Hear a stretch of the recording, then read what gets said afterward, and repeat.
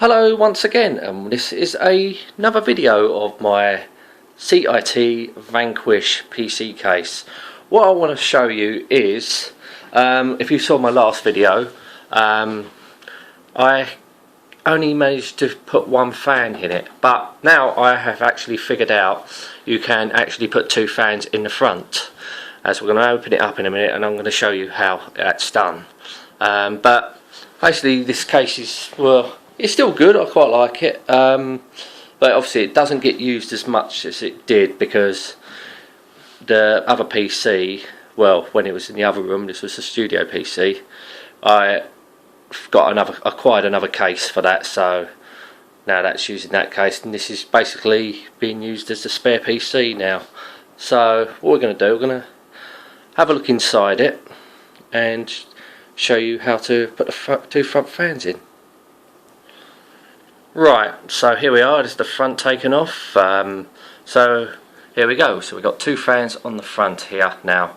How this works is you've got to have long screws with a nut on the other end, and one there, one there, one there and one there, because there's only two holes, so you can put the fans in, but these are the holes behind here are all blocked, so really you can't put screws through there, but it holds pretty nicely.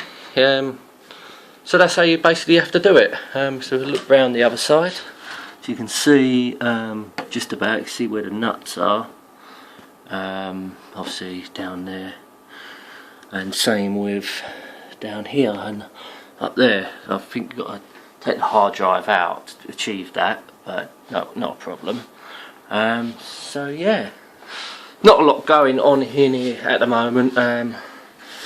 So basically what we got is a Asus motherboard with a single core processor, AMD Sempron, a very cheap power supply that I have done a review on that power supply. Everybody that's made a comment thinks they blow up. Well, clearly mine still works.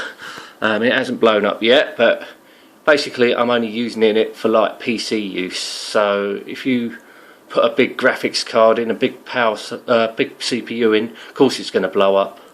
But I'm only using it for light use, so it'll be alright. So we have all sorts of cards in here, USB 3, USB 2, obviously I need the USB 3 to connect the USB 3 up there, a 2 gig graphics card. So what we got here, let's switch it on. I've noticed it bits but it doesn't matter. So we've got some lights here with a fan on the side, total of 6 fans on this. They're held in by double-sided tape.